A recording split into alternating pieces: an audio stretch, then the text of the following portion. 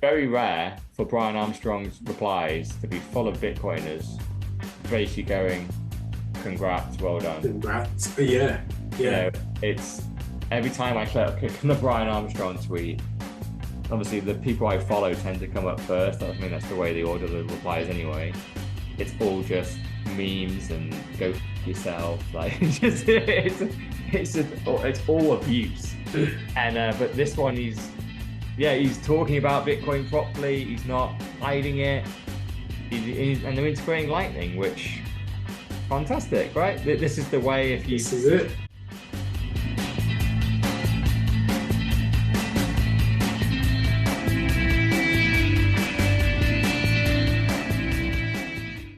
Boom. Yes, we are back. The 4Bs, full of Bitcoin banter and bullshit. And this week, it's the Ebony and Ivory edition. Yes, you're probably racist. Mr. All-In, aka the $1 Trillion Man, and myself, Sir Neverlook, aka the Excellence of Execution. Viewers to the show will know there is now no longer, or not with us right now, the People's Champ, Dr. Evil 10%, and Mrs. No Show. Surprise, surprise, still Mrs. No Show. What's going on? Dr. Evil 10% taking a night off, candlelit dinner with the missus. It's her birthday.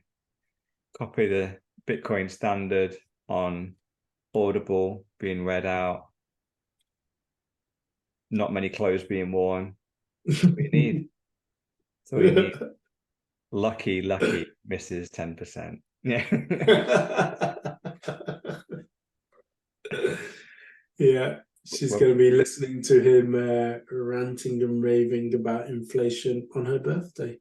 Oh, you just know, it's his like that naughty word that just gets him off. She just whispers like inflation. He's like, that's got me over the line, baby. Yeah. So who knows? Right now, she might be doing that. We might be indirectly. I might have just made Dr. 10%. Lucky boy. and we have 2 inflation weeklies this week, and he's missing out. Yeah, but maybe he's not missing out with his candlelit dinner with the Bitcoin Standard on Audible and lots of inflation talk with the missus. I mean, she married him and she's got him for life, essentially, knowing that this is the way he's gone and he's only going to get worse. He's only going to get more toxic as the government prints more money, and he tells her each and every day, we need more Bitcoin. And I was sad to hear actually last week that she seemed to be going back on her little promise about the Bitcoin Standard, about reading that. Oh. I mean, she promised me and him on the wedding day that she would read it. She went, "All right, fine, I'll read it." And a week went by, and she went, "No, actually, no." So hopefully, that's all changing. But yeah, well, who knows? It's having a week off, kind of pretty shameful, really. But you know. I am slowly but surely reading it. So I'm on chapter 4 of government money. So every day, pretty much, I'm reading a page or two. And the way I'm actually reading it, and I know we spoke about this previously before, is in a completely different light. And I find myself kind of not fact-checking Saifedean and Moose, but just going back and thinking, oh, wow, did that really happen? And how did that happen at the time? Whereas, the first time I was just reading it to kind of get through the book. Whereas now I'm, kind of reading it, thinking about things. How does that apply to what's happening now? Because the book was wrote in 2018. Has what he said actually played out? Within the government money, we're talking about wars and how England kind of shot themselves in the foot with World War I and putting all the gold into, essentially creating the war and fueling the war. And we're seeing this right now, and I know we spoke about it in our group of, right now, the US, China, and Russia are depleting their reserves. More Russia and the US, of course, but they're depleting their reserves, fighting this war under the disguise of the Ukraine versus Russia. And at the end of it, they're going to have to print more money to continue to fuel the bombs, the tanks, the ammunition, and everything that goes, the wages of the soldiers and so forth, that for the war that they're fighting. Yeah. Did you see on I saw it on Bitcoin Twitter, but there's a TikTok trend going around at the moment around girlfriends basically filming their boyfriends and then asking them, when's the last time you thought about the Roman Empire? And then the lads are all, I don't know, not that much, like last week. And then they laugh at that, right? By going, but in the last week is very recent, right? And nearly every lad says it. And then they just go, why have you been think about the Roman Empire last week? It's a massive part of our history, and there's a lot to be learned from the rise and fall of such a impressive civilization. And all the girlfriends are laughing, being like, what the hell are these lads into? And it's become this trend. And I just thought, wow. And then obviously they're just laughing at it, right? Because girls, if you ask the girl the same question, like, when did you last think about the Roman Empire? It's never, right? Never. Did the Romans even have an empire? Like, who fucking knows, right? But lads just seem to be clued into this. And again, I showed the missus it and just went, that this is going round at the moment. And again, it ties back into Bitcoin, it ties back into inflation. They almost don't realize it. And it's interesting, the gender roles there that seem to have come into play, where it's the guys that are clued in and seem to be really looking back in history to go about the rise and fall of empires and trying to learn and applying it to modern day, because that's what they're doing. They're not just doing it because like Romans are super interesting, right? You watch Gladiator and all that kind of stuff, fucking cool shit.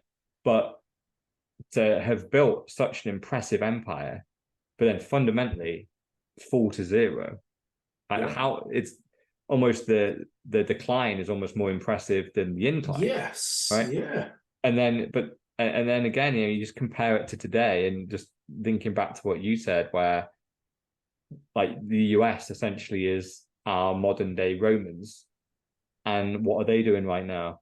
They're spreading themselves very thin, fighting wars overseas that are very long, drawn out. They're not really focused on it.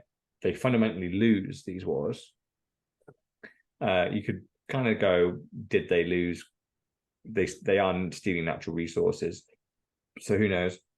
But then the Romans, they were just hell-bent on sexuality and being gay, dressing up as women, just completely taking their eye off the ball. Their culture took over and everyone was just obsessed with themselves and their sexuality.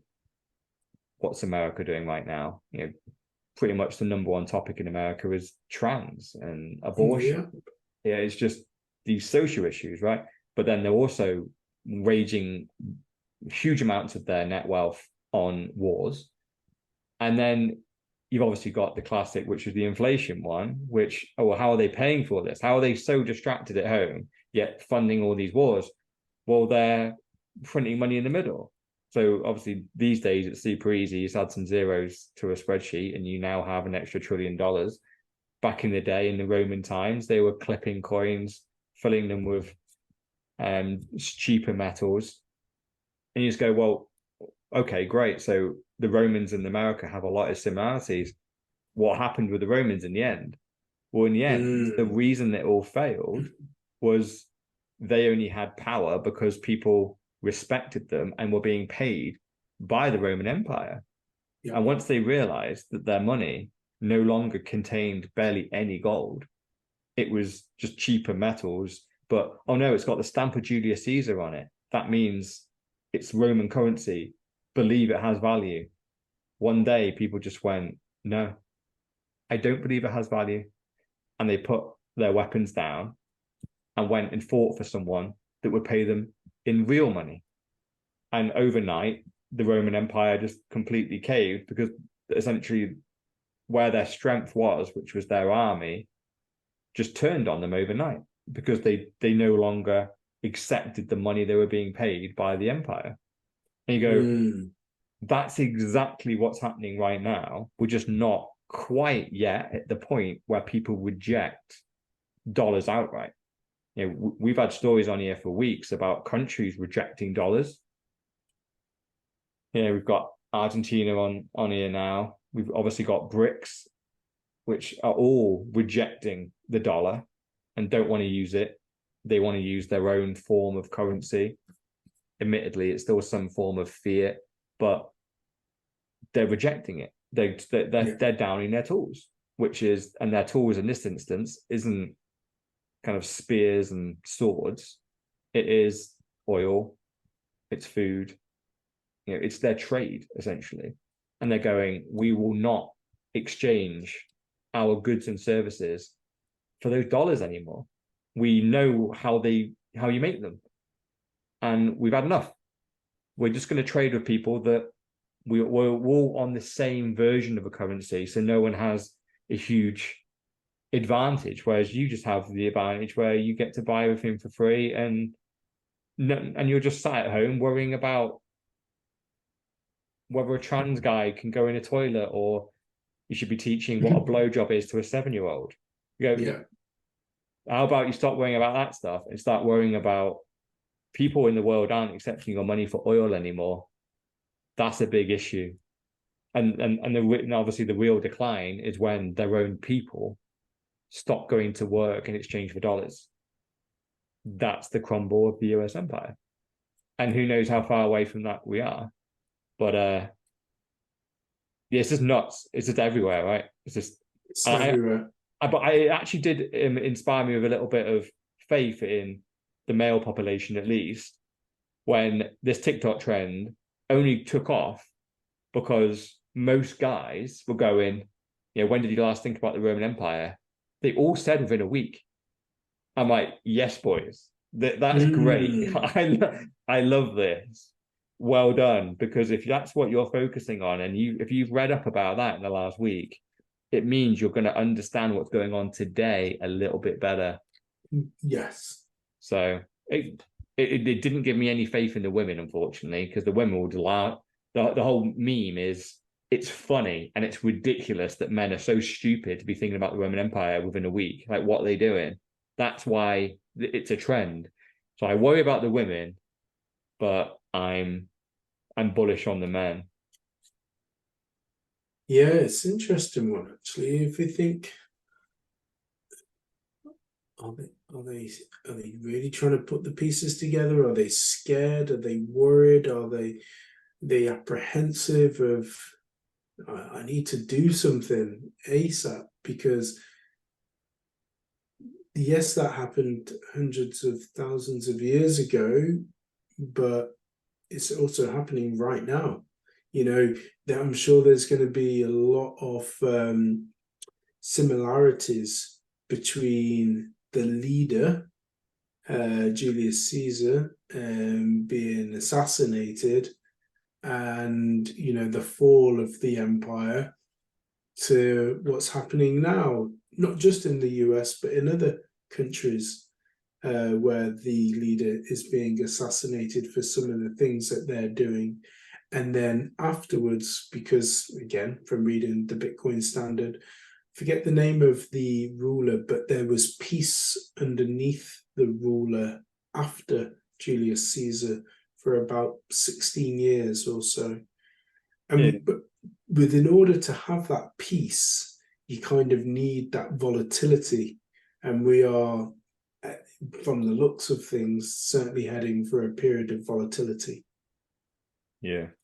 Just there's a slight correction. The Romans were about 1,000 to 2,000 years ago, not hundreds of thousands.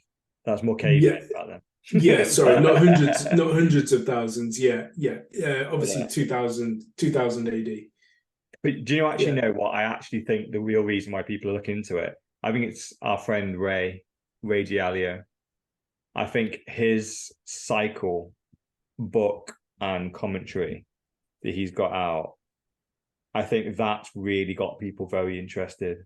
And I watch the All In podcast, obviously with my name, but it's actually a good one.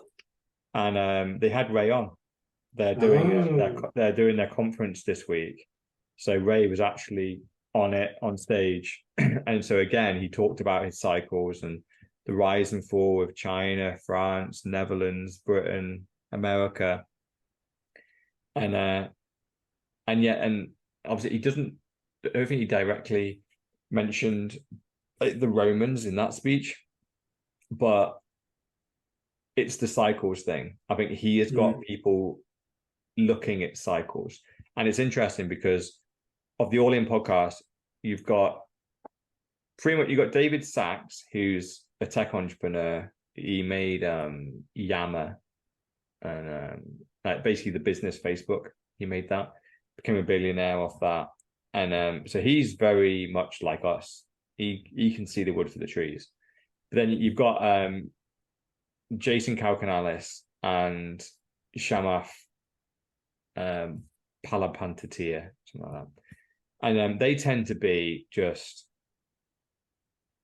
kind of left-leaning, believe that what the government says, that's their line, right?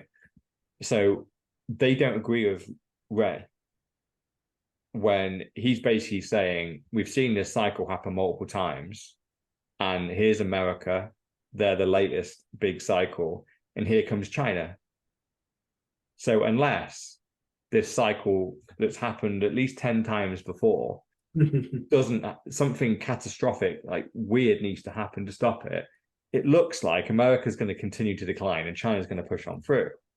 And both of them are just going, oh no, apparently China's had a bad 6 months, their economy's declined or something like that, and America's bullish. And so they're going, like pushing that, going, oh, are you rethinking your cycles analysis?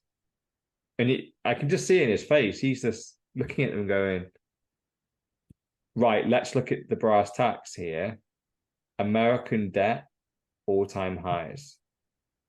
Spending on military operations that are non-connected to America, all-time highs. Yes, it's correct. Other countries all have debt as well.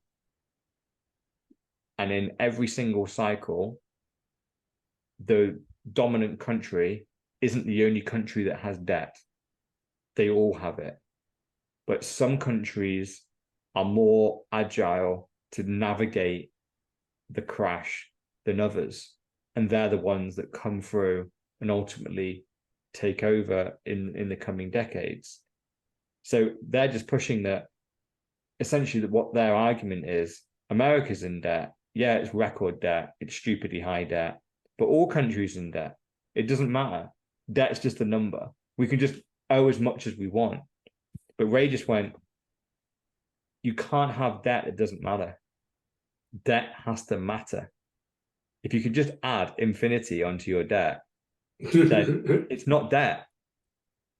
And you could just see like it was kind of blowing their minds, because I think they'd seen Ray and probably read his book, but when you're in the comfort of your home, you can just dismiss it and go, America, fucking greatest country in the world. Like, we can have as much debt as we want. It's fine.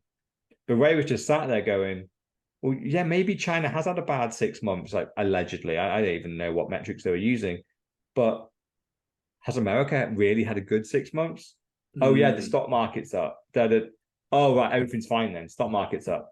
But where did that money come from? It came from the money printer. It's fake money. This isn't real growth.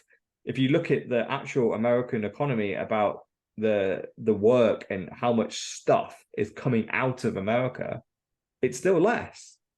Yeah. And then he started focusing on the social things, because he was like, what tends to happen when a nation falls is they turn on each other, and it's civil war.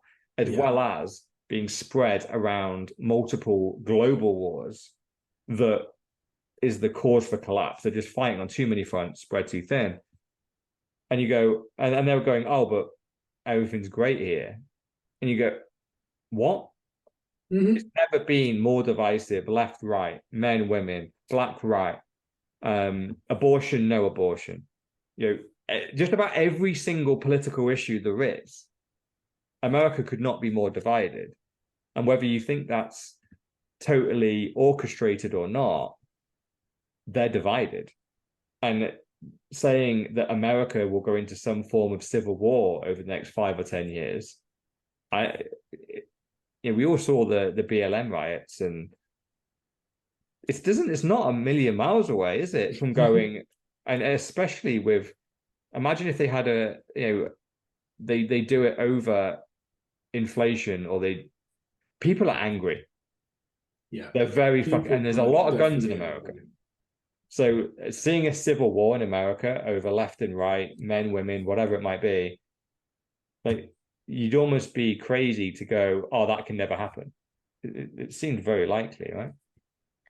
100%. I just Googled and looked at Wikipedia when we talk about America spreading itself thinly. And over the course and period of American history, they have been involved in 106 conflicts. Of course, that includes the big two, and they say of these 106 conflicts, there are currently 4 that are ongoing. Because the page is huge, one of the conflicts that are ongoing is the US in Yemen. And the drone strikes and the airstrikes that are going on there. The second US intervention of the Somali civil war as well. So the US in Somalia. The third is the American military intervention in Niger. And last but not least, the American-led intervention in Syria.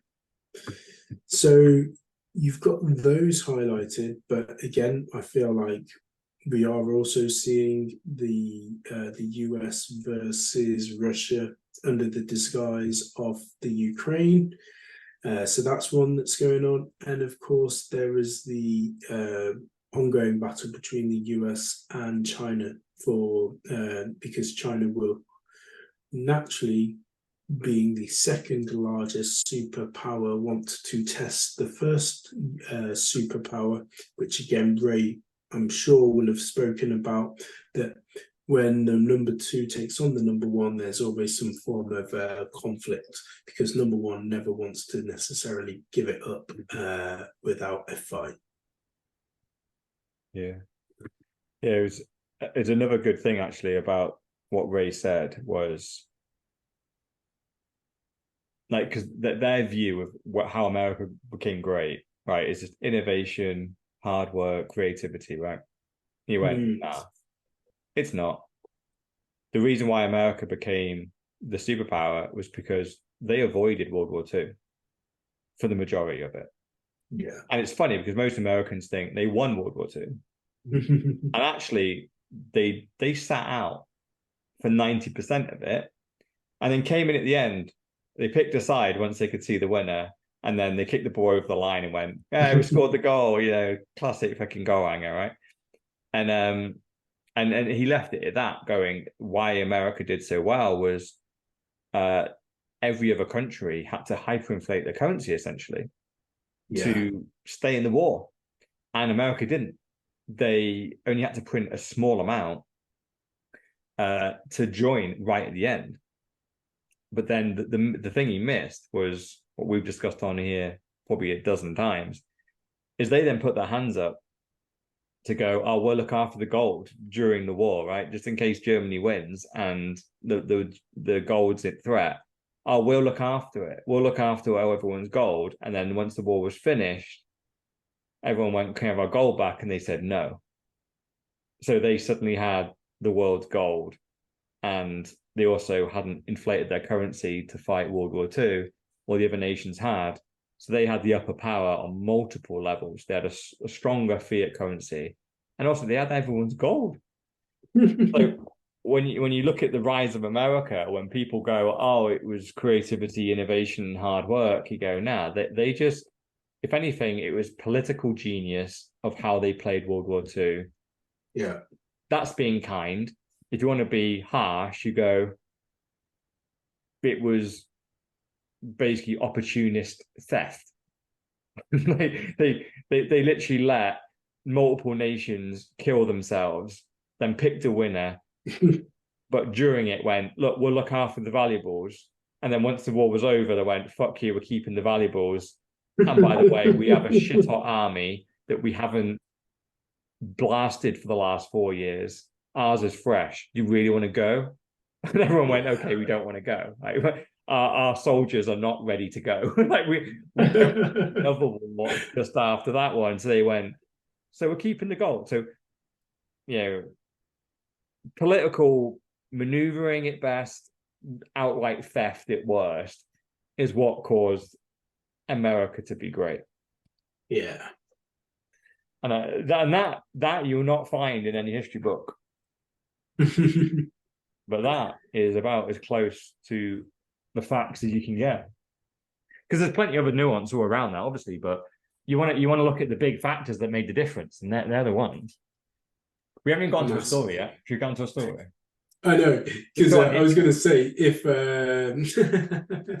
if Dr. Evil 10% was here, it'd be like his favourite line, we've gone off on a massive tangent, and we'll get back to one of the stories. So the first story of this week's podcast, of which was going to be a short one, but hey, this is Ebony and Ivory's edition of You're Probably Racist, so fuck you all.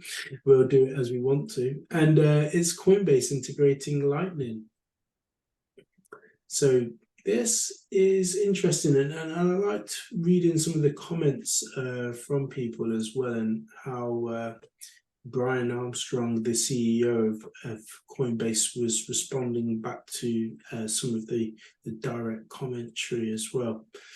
But essentially, he's saying that the team did a great job in terms of making the decision to integrate Lightning, and that it's, in his mind, the most important asset in crypto, and we're excited to do our part to enable faster, cheaper Bitcoin transactions. Now, when he used those words, and I'm sure Brian is a very smart individual, I was like, why did he use the word in asset in crypto? Like, there's no need for that. Kind of made me feel a little bit dirty reading that.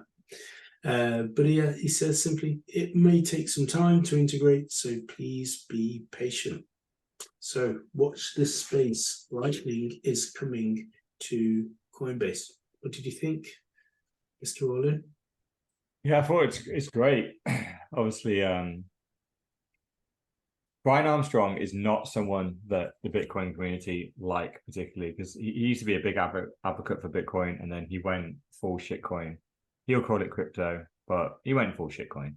And look, incentives matter.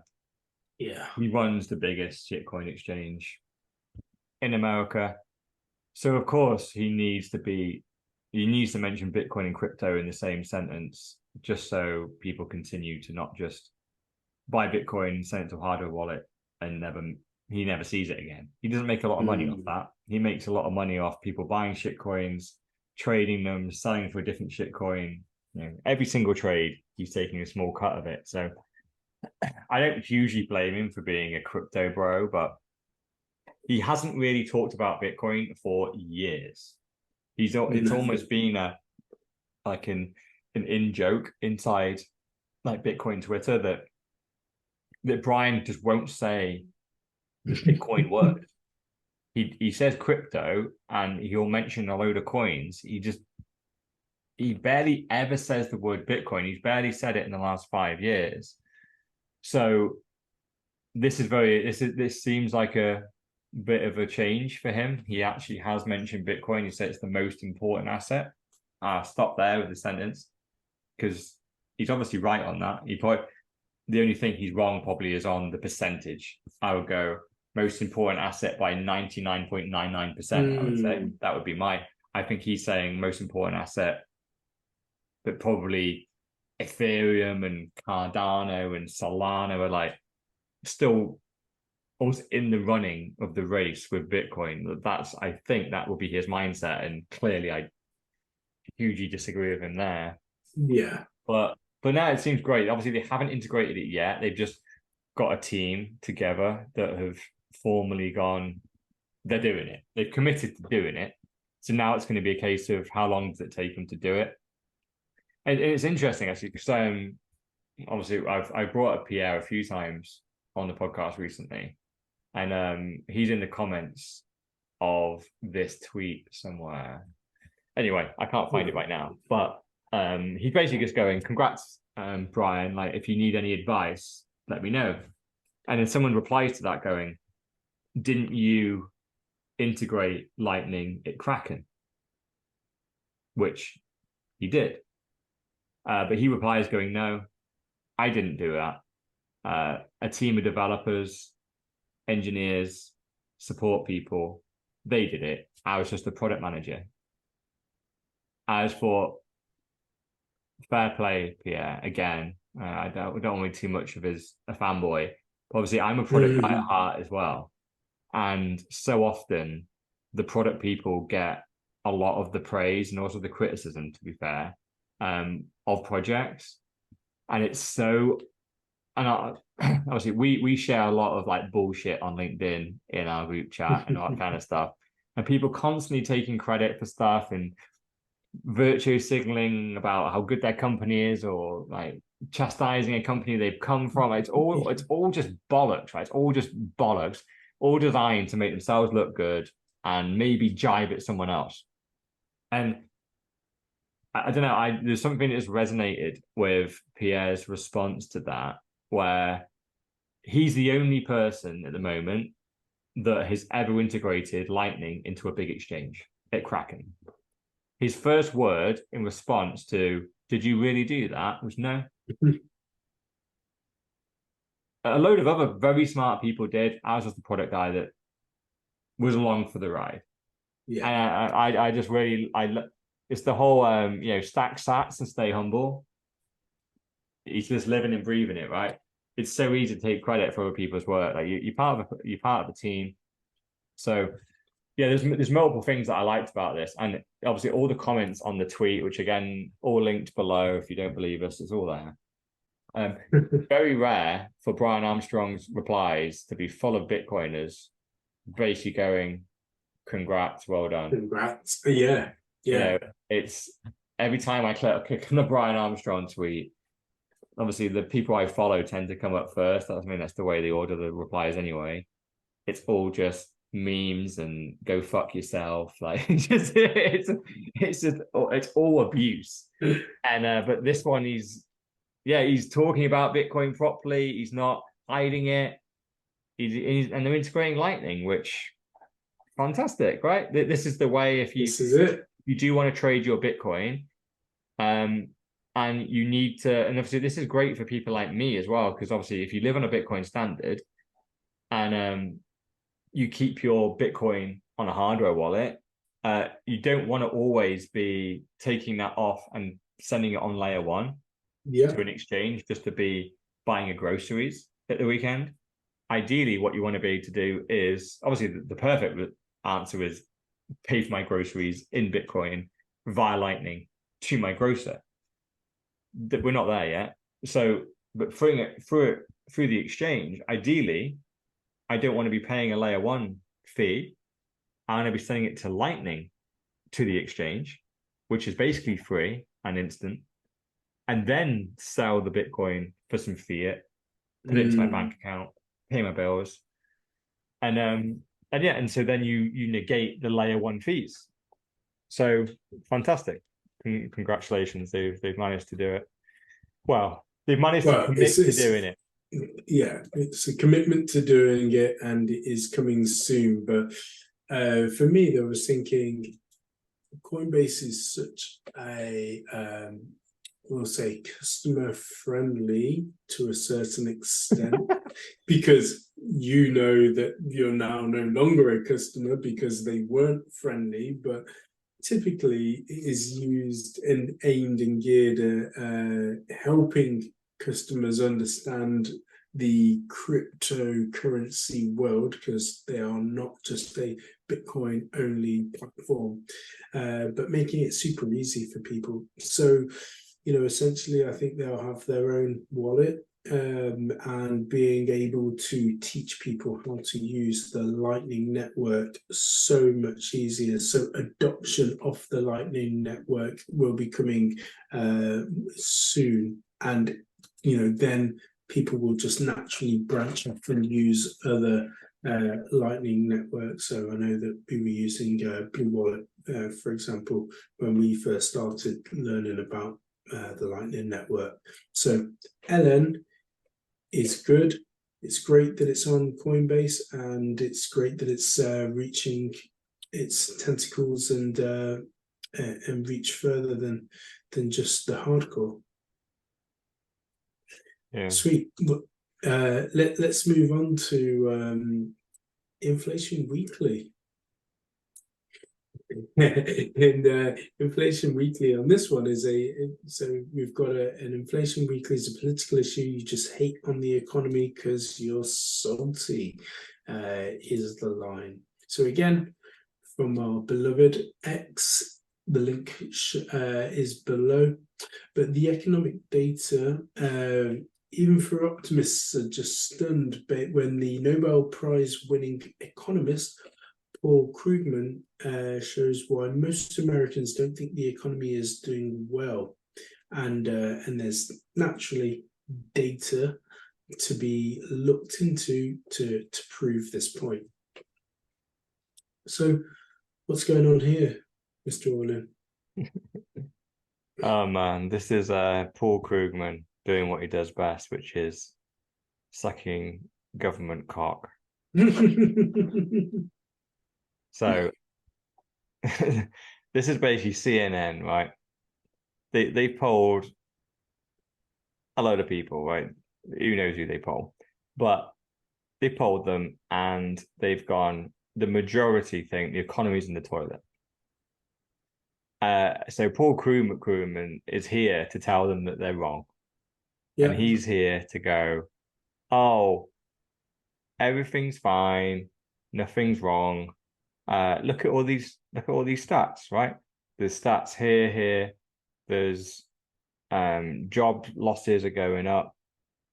Job vacancies are going down. Inflation is nearly under control. Prices are going down, and by and large, the economy is recovering. So he's just basically saying, well, they're wrong, and it's almost a political reason, because the economy essentially on the metrics that he has picked are the economy is doing better. So the only reason why people would want to say the economy is doing worse is because they hate Joe Biden. And it's a political motivation why people are saying the economy is doing awful, because they're probably racist right-wingers. And he didn't say that, but that's what he inferred. And CNN are obviously, they're just lapping this up because Paul Krugman is just the guy that comes on. They always say he's a Nobel Prize winning economist. He's also the guy that said the internet was going to be as groundbreaking as a fax machine. So this guy is a known clown. And who the fuck knows how he won a Nobel Prize? Probably through the same type of bullshit that he's getting paid to spout out now. But this is the kind of nonsense they're putting on CNN, where they're literally telling their viewership, yeah, we know that we've polled you, and you will say the economy's in the toilet. And they're not just saying the economy's in the toilet because they just think it is. It's because they know their wages aren't going as far. They know their energy bills have gone up. Their grocery bills have gone up. Their rent's gone up. Their mortgage has gone up. Their car payments have gone up. Everything has gone up. yet their wages haven't. So that's what they're saying. That's why they're answering the poll that way. But they want to dismiss that. They want to throw that in the bin and bring Paul on to go, now the economy's great. The stock market is up. Unemployment is down. Everything's looking rosy. The only reason people would say in a poll that the economy is bad is because they don't like the politics of the current government and they want to remove them. And one of the ways of removing them is saying the economy's bad to force change. You go, what is clearly propaganda, right? He knows what he's doing. He's lying through his teeth, but yeah, holy fuck, like it's just it's kind of crazy just to watch this type of thing. Like we're not gonna we'll link to it. I'm not gonna put it in the video, it's 4 minutes long, but this stuff is because the thing is, I can just imagine my parents watching this and they would have their minds changed based on this. They'd go, I thought we couldn't afford our groceries this week. Oh, Paul Krugman says unemployment is down and the stock market is up. So therefore the economy is great. Maybe we can afford the oranges on Saturday.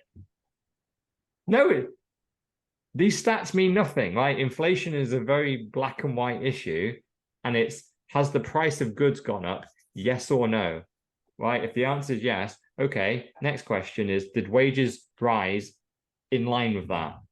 If the answer is no to that one, it means people are worse off. And they're the two metrics that we should be tracking. And they're the two metrics where inflation has far outpaced wages in the last couple of years by an absolute mile. That's why people are saying the economy's in the toilet. And he's going, nah, it's just MAGA racist, far right extremists that are pushing your polls one way. And it's kind of a disgrace, right? Just to discredit people with, if basically they're almost trying to go, again, to your point, you're probably racist. If you think inflation's a thing, you're probably racist. That's almost what they're saying. Yeah.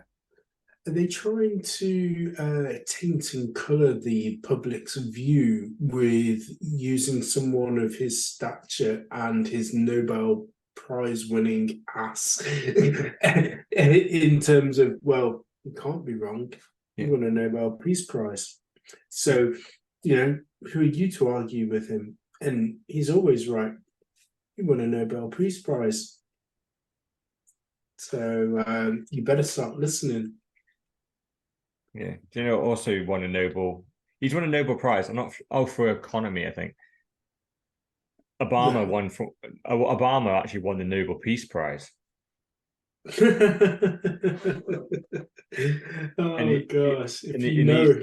He's the president that dropped the most bombs and killed the most innocent people of any president in the history of America. He won a Nobel Peace Prize. I mean, that says all you need to know about those awards. I think it's. I think again, they probably started off legit, but anyone that won one in the last 50 years since 1971, I'd have a fair sense of doubt, or I'd just be at least inquisitive as to how they won it, because there's been some extremely dodgy winners, Paul Krugman and Barack Obama being just two. Because we've got another Inflation Weekly, haven't we? And we do indeed. This one is this one's much more in like the lane, as opposed to like laughing at the comment. It's just more real. So it's a Reddit post, and essentially all it really does is look at a load of the cost of a load of items in 1970 and then today, and then looking at, well, what's the multiple that it's increased by. So I think the big ones are the first two, right? So you've got average salary, and in 1970 it was £1,456. This is a year, by the way. So the average person, right, was earning less than 1,500 quid a year in 1970. That's 50 years ago, right? And today it is essentially 32,000. Yeah. So the multiple is 22x. So the big 22x. It's big, right? It's huge. But then the average house. So the average house in 1970 is £4,000. Technically £4,057. But today, 278,000. That's a 69x. And then the interesting bit is plus debt. Don't forget the debt. And that's in the column that's to the right, because don't forget, you're not taking a house, because if you take one for 32k, you get to pay that off in 10 years. There'll be debt on it, but it won't be too much. Take out a debt of 278k and pay that off over 25 years. You didn't pay off 278 then. You probably paid off 5, 6, 700k. Yeah. But the thing to focus on really is the multiple. So the salary got up by 22x. Average house, 69x. The first thing and obviously there's a load of things that you go into here, like the price of beer, the pint of milk, eggs, washing machines. And but the biggest thing that stands out to me is just even the salary, right? Going up 22x in 50 years just shows you how much the money has eroded in that 50 years. It used to be able to live on £1,500 a year. Now you can barely live off 32,000. And yet the house price, obviously, and we know why this has gone up, because that is an asset of the elite, and they pump a lot of their printed money into houses. They don't print it into salaries, they pump it into houses. So that's why that's gone up by 69x. So if they both gone up by 22x, because this is what I was talking about before, it'd be fine. If the things have both gone up 22x, we get paid 22 times more, and the average house price is 22 times more, well, essentially it's the same. Like, who kind of gives a shit, right? Okay, there's an extra zero on the end, but we get paid an extra zero, and the house has an extra zero. Same difference. We can still pay off the mortgage in 10 years. But that isn't the case now, is it?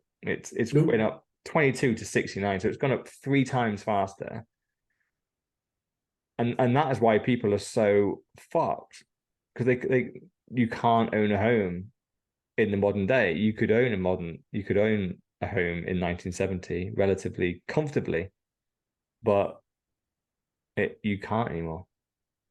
It's crazy, some of the things that are on here, and to think that it's only going to get worse, and it only strengthens the case for a Bitcoin standard, so that inflation cannot continue to inflate like this, or debt, it cannot continue as is right now.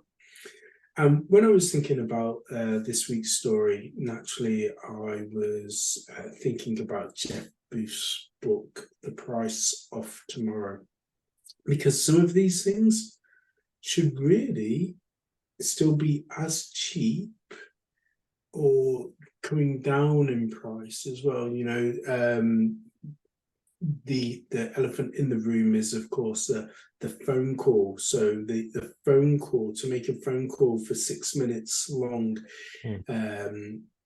was once upon a time 10 pence, but now it's essentially free. Yeah, it is free to call. And I remember, because I'm old enough, to be making those overseas calls or phone calls to certain places or to people.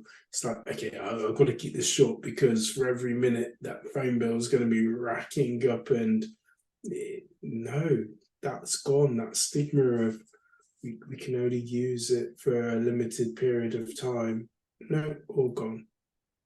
Yeah, but this is the thing, right? So we have technology advancement as well. So this is where inflation doesn't always hit, right? Because the first iteration of a technical or any cycle, the first iteration is super expensive, and then eventually economies of scale and the advancement and scalability of that technology then essentially brings it down to a base layer, and then inflation will then affect it. But you need to go through that cycle first, because this is what happened when I posted something about inflation on LinkedIn, and it wasn't phone calls, but it was TVs. Someone said to me, "Oh, my 4K TV cost £2,000 5 years ago. I could now buy the same TV for 500 quid. Inflation doesn't exist." You just go, well, no, that isn't the case. It's just that you bought the first generation of HD TVs. And of course, you paid a premium to be at the front of that queue. But then HD became normal. And now suddenly the price of a HD TV is not scarce anymore. Every TV has HD. So it's only worth £500 now. And the same happened to all the various iterations of technology. But eventually things, they mellow. So if you look at everything else on here, where when it comes to salary, houses, cars, beer, milk, petrol, eggs, these things have had little innovation over hundreds of years, really. They are what they are, right? I suppose cars are probably the exception, but bizarrely, cars are constantly innovating. They're probably the one thing that haven't plateaued yet on functionality. They keep improving, and probably until we get to completely autonomous self-driving cars, that'll be when they plateau. But they're I guess then you always got the materials in the car to just continue to add a little bit of diversity to them as well on that one. Yeah. But you're right. But yeah, but like the washing machines and TVs, computers, all these types of things, yeah, of course, they don't necessarily follow inflation. There's always exceptions to every rule, right? And yeah, if you want to be in front of the queue and buying the latest, hottest TV, you're going to pay a premium. And you almost know that 2K TV, if you can wait 5 years, it'll be worth £500. And you can buy the same TV for £500 a couple of years later, maybe just 1 year later. Yeah. And they almost know that as well. It's why they put it at such a premium, because they really want to suck you in. So yeah, so washing machines on here, so a washing machine in 1970 is £90, and today it's £400, which is only a 4x. But I think washing machines again have gone through a load of cycles, no pun intended. Because in 1970, I would imagine the washing machine is like, it's new, right? So people were paying a premium to go, oh my God, I don't have to wash clothes by hand. And so that's like a luxury item. Whereas today, a washing machine is just well, everyone has a washing machine. So, but yet it's still 4x what it was then. And I'd imagine, if I can put myself into the mind of a 1970 person, you're almost like one of the elite to have a washing machine then. Whereas now it's a gimme. Right? Even the poorest household probably has one. Yet it's still gone up 4x. So this has gone through the whole innovation cycle of washing machines being super innovative, super new, loads of functionality, and the elite want it, they'll pay a premium, to now it just plateauing. Now it falls into inflation. So I'd imagine if you took now from today, and let's just assume the economy survives another 50 years, I would say washing machines will go up the same as the average salary. It will go up 22x over the next 50, because washing machines have hit their floor. There's no innovation in washing machines now. Like they fucking wash clothes. Who gives a shit, right? If you're in the washing machine business, congratulations, but people don't buy washing machines thinking it's going to change their life anymore. It's not like a really exciting product that they're going to be buying. People buy it because it needs to fulfill a very basic role in the household. So I think now it would fit into the category of that's just going to go up with inflation properly now. It hasn't got the innovation curve to come off first. which is why like phone calls on here. Yeah, of course. Like phone calls in 1970. Yeah, 10p a minute. Of course it was. And that was a landline call. That wasn't even a mobile call. Like now we have mobiles and they're free. Like I literally am virtually on a pay-as-you-go contract now, but I can call through my Wi-Fi. Yeah. It's fucking genius. So, but if you look at that, you go, there's still cost involved in having all that, and it's the phone itself, right? So okay, the minutes haven't don't cost anything now, but there's still a contract. There's still the price of the phone. Like, I can guarantee you, back in 1970, they weren't paying £1,000 for a phone. They're only paying 1,500 for a fucking house. So, 1,500 quid now gets you the latest iPhone. It got you a fucking house back then. Yeah. So yeah. Yeah, I think there's always those outliers, right? We've got to remember the tech curve that skews it, but the key things that matter is salary and houses. I think they're the things that are just really solid. You can't change. There's no kind of games that can be played with average salary and the average house the same, right?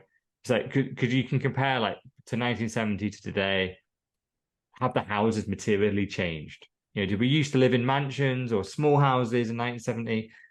No, they lived in pretty much two up, two down houses then. Well, how do we live today? Pretty much the same. The average person, two up, two down. Yeah. And obviously the average salary, you can't gamify that. But seeing that salaries have gone up 22 times and the average house price have gone up by 69x, you go, well, that's why people are poor, right? It's the biggest reason why people are poor is because they are 3 times behind on salary versus house. So of course it's going to take them 3 times longer to pay back the house. And it's the debt, it's the interest rate, which is what we're talking about before the pod, the classic one, interest rate. The interest, even if it is low, 1, 2, 3, 4%, the difference of paying their debt back over 10 years as opposed to 30 years is fucking gigantic. Yeah. And that's what's imprisoning people.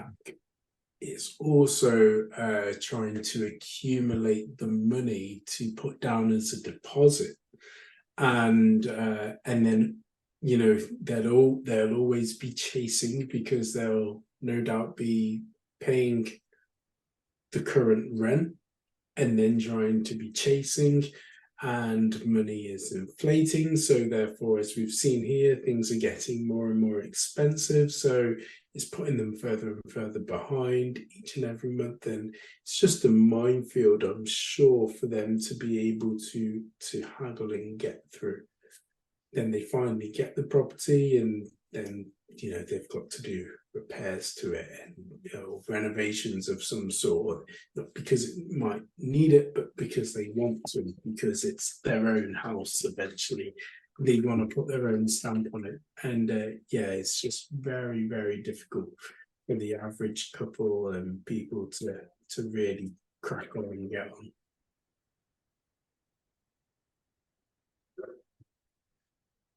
Whew. What happened in 1971?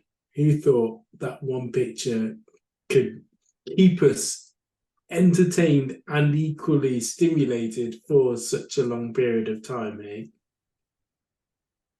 Well, it's a fucking important year, isn't it? It is. It's a really important year, and the information is all there for everybody to see live and direct.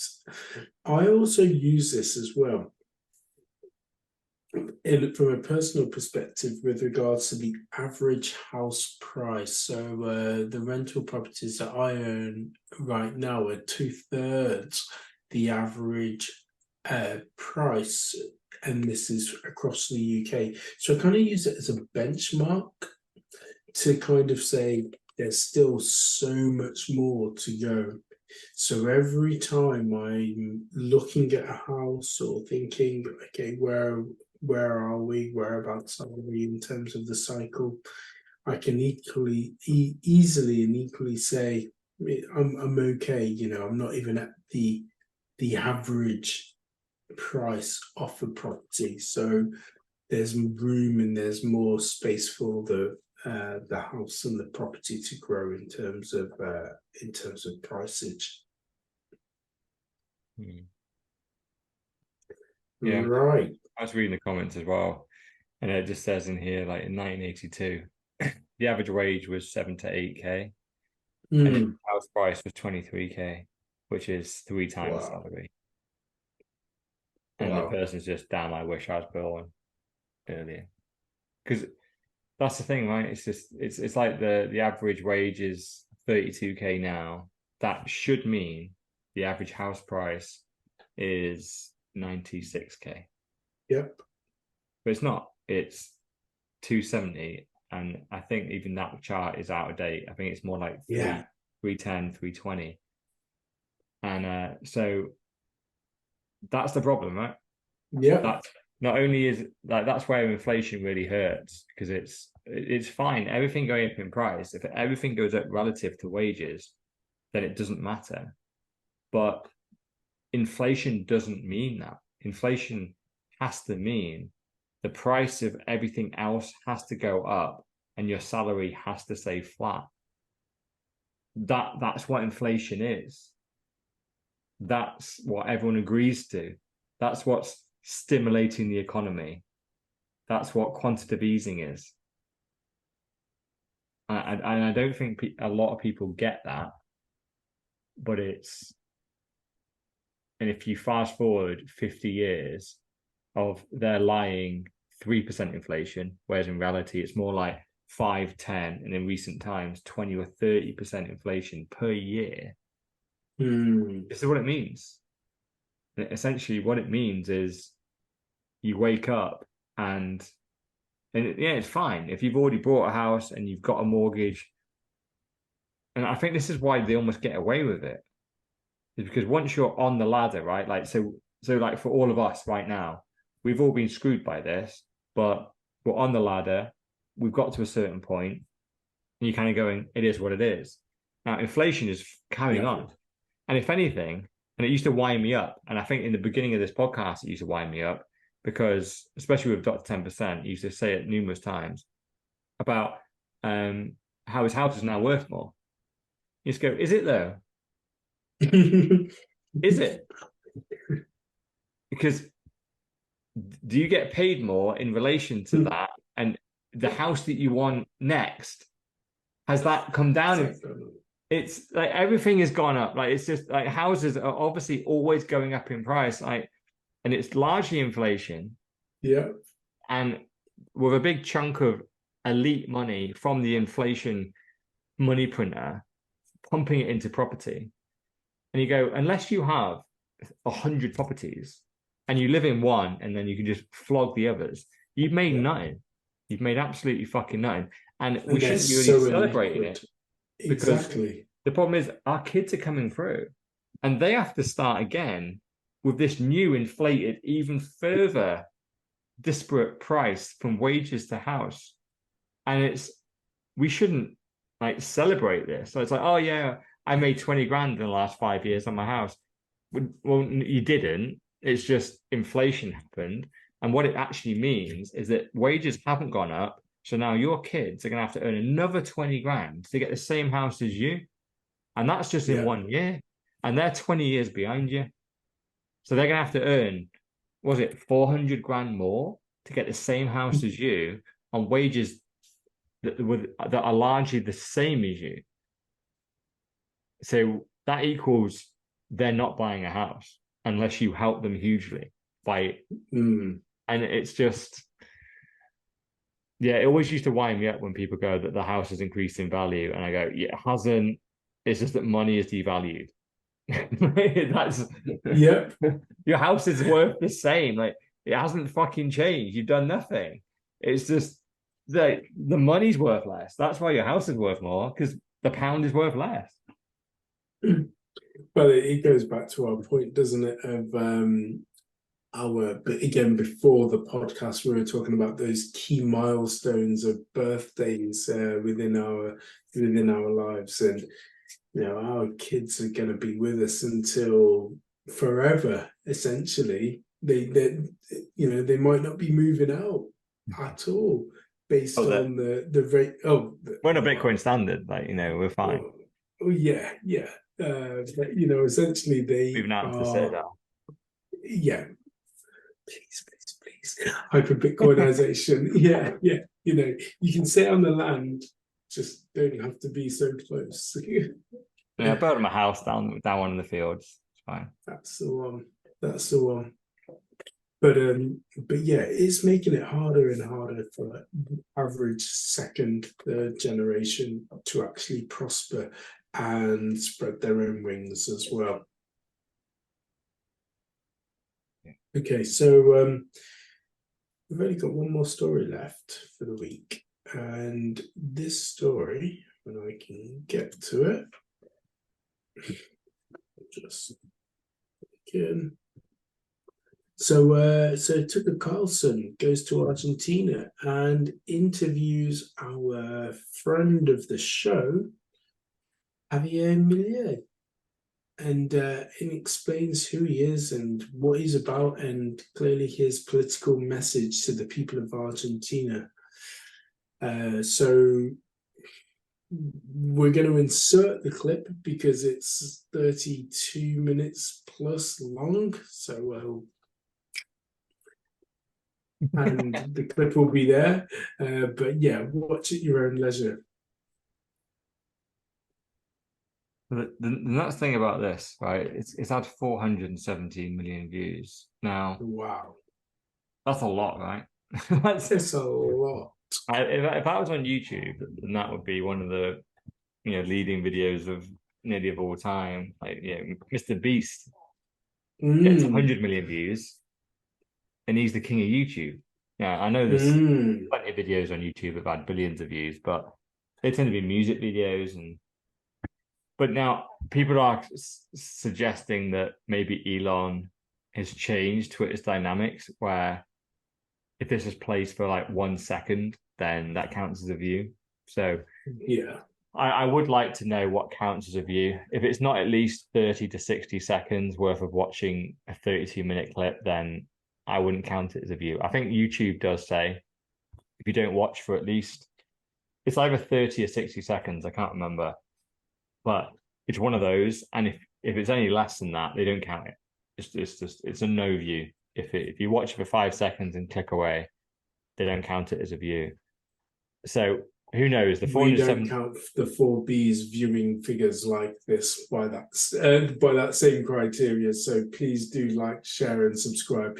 The world's most unsociable, unsponsorable show ever. Yeah, as I was saying the other, literally about an hour before we came on, what's the brand getting cancelled at the moment? I'm like, it's because he spoke out against the elite, so they're just dragging up shit from 10 years ago. Yeah. I'm like, we even and the first thing they went for is YouTube money. Yeah. And then they've just deleted him off all Channel 4 shows, and I was like, the second this pod gets because when I've been watching Russell, he's even been going, please follow me on Rumble. This isn't going to last. They're going to come for me. And then they obviously he's ruffled too many feathers, and now they're bringing up random allegations from decades ago and going, here he is. And they don't need any police prosecution, any charges, any nothing. Already, his YouTube's been demonetized. He's been taken off Channel 4 completely. I think there's some of him on the BBC who's getting royalties from. Everything's been taken down. So his entire income streams from all the mainstream media cut off. I was just going, see, we're already prepared for that, right? Our income from all this is zero. So just so when we do get cancelled, it goes down to zero. Like, oh no, we'll just post this random shit on a different platform, and it will still be zero. But because at some point, right, it's just it's going to happen to everyone, isn't it? Like It we're is. all talking out against the same things, and obviously once you do it for long enough and get a big enough audience, eventually they go, you know what, it's time to take these boys down. And and actually, this is actually something interesting that I saw. There's a Nancy Pelosi clip. Now she is talking about Donald Trump in this clip. But what she does is does a bit of inside baseball on the politics of how you ruin someone. And she talks about a Oh. smear campaign. And she goes, "This is how you do it." And she's saying this is what Trump did. But accidentally, she's revealing the magic tricks of what they do. And what you do is Mm. you come up with allegations and you fire them out. They can come from any source. They can be completely unfounded, whatever. But once the sources are out there and the allegations are out there, the media will write about them. Yeah. And then what you do is then you upscale your attack based on, well, the New York Times, the Washington Post, and is talked about these things. It legitimizes your smear and Mm. it brings down the person. It's called the smear campaign, right? And it's well known in politics. This is how you bring someone down. And you go, well, here you go. Here's what's happened to Russell. But yeah, I wound up the whole Twitter today about all this, but yeah, whatever. But Well, we're meant to be talking about Argentina, aren't we? I was going to say again. Well, we have gone off on a tangent because we're on Russell Brand, but we are talking about Tucker Carlson and the potential new president of Argentina and Javier Milei's message to people, and again with regards to buying Bitcoin. You know, Argentina's economic status right now is in complete flux. They need a sound money, and ideally, they land on Bitcoin soon because they need it.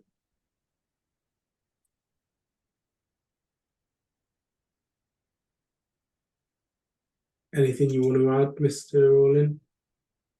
So, what do you think about this whole interview then? Is it because the interview with Tucker, I thought he was more considered than he has been before, but man, he really hates socialists. Now, I am with him on that. I am with him, but Yeah. he doesn't go hard. He doesn't have to go hard on it, and nearly always comments on nearly every topic. I really wanted to hear what he had to say about climate change and China, and all he goes on about is socialists have blood on their hands. Uh, they know what they've done in the sight of God, and I just kind of go, right, like I am with you. Like socialism is very, very bad, but you need to say more. You need to explain more. It seems to just be you hate socialists at all cost. Uh, you seem to be a bit religious, and you think that your way is better than theirs. So therefore, you know, he talked about numerous times they have blood on their hands. I go like again, you're right, but I don't. I still not. I'm still not quite getting it from him. It's just I don't know still whether he's someone that has risen from the crowd and is talking truth and just Or isn't the industry very plant. you what? Or the industry plant. Exactly. He could be a plan, or it could just be someone because weirdly, we talk about Russell Brand. He came up from the comedy sector and went into politics, got found out and fucking ran away, right? Yeah. So maybe that's this guy, yeah. But he's been in Yeah, politics true. although he has been in politics his whole life, he's just never been anywhere near the presidency from what I can see. So now maybe he's close to it. Maybe he's getting a little bit found out because he just needs to articulate himself better. You can't just go, socialists have blood in their hands and they'll do anything to keep their agenda and da da da. Because I do agree with him, but the problem is you've already got me. I agree with you. There's a lot of people that disagree with you, and you need to explain it better than you are. And yeah, who knows? Maybe this is the best Argentina have. Like Jesus, Joe Biden's president of America. So maybe my expectation of a president is too high, but I would expect it to be better than this. That's my criticism of him. Yeah. I think exactly that. I think there's a level of expectation of where we expect people to be. And we've said it previously before, if he just combed his hair, if he just maybe got a decent haircut, the message is there. Is the message resonating with the people of Argentina? Are they getting behind him? Are they saying this is the guy that's going to rise us out of poverty over and above what's been going on right now? 100% year-on-year inflation? Maybe, because he certainly seems to have the people best interests at heart, and he's trying his best to back that up. He's in the race. He's got a very good chance with regards to winning the race. Just all depends on how it goes down. Yeah, I'm still right now, if I was in Argentina, I'm still voting for him.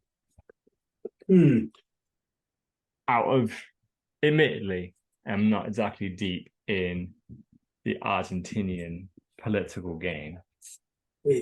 And by and large, I would massively advocate for not voting at all. Fuck their, be it bollocks democracy games where you just vote someone in with a different coloured tie that does the same thing. But this guy does seem to at least be talking. If anything, he's so erratic that it seems to be maybe he's not. I'd like to think maybe he isn't a plant. Like normally the plants, right, are usually like a Justin Trudeau and a Barack Obama. They are plants because before they were put in, they promised the world. They promised everyone was going to get everything. Equality was going to be great. No wars, like just this nirvana, right? Then they get in, and what happens? Inflation continues, wars continue, authoritarianism, taxes go up, and the whole time they're still talking the same shit. It's just that slowly but surely they get found out because it's, well, hold on, before you weren't in power, so saying all this stuff and criticizing the system got you in, but now you are the system. You're still saying the same bollocks, but your actions don't line up. You're clear, and then you get exposed to the liar, right? That's why Obama and Trudeau went from being the darlings of the new generation to now being hated as like warmongers and authoritarianisms, because that's their legacy. That's what they did. That's what they did when they were in power. They didn't change anything. They made everything worse. This guy, he doesn't come from that. He doesn't come from the WEF school of politicians. He looks a mess. He talks a mess. So I'm a little bit hopeful that maybe the fact that he's such a mess and can't really articulate his points that well, maybe he's legit, and maybe he gets into Argentina, and maybe, who knows, maybe they become the next world power. Who fucking knows? And if that happens, then good luck to them. But I'm I'm a little bit confused by our little friend at the moment, but well, let's see how he gets on and how he continues to evolve. Maybe he gets the votes. He's talking about gender ideology, abortion, China. So he's hitting on all of the key main points. It's just whether or not, again, that the people of Argentina will listen to him and take him on board and think that he's the right person to lead them out of poverty, which has been going on for a number of years, which we've identified, and gets them back in the bank. take us out of here, man. I think that is it in terms of pod 113. The edition brought to you by Ebony and Ivory. You're probably racist, Mr. Orlin, aka the $1 trillion man, myself, Sir Neverlook, aka the excellence of execution. And yes, they weren't here, but they are still part of the show. Dr. Evil 10%, aka the People's Champ, and Mrs. No Show, aka Mrs. No Show. Still. Peace.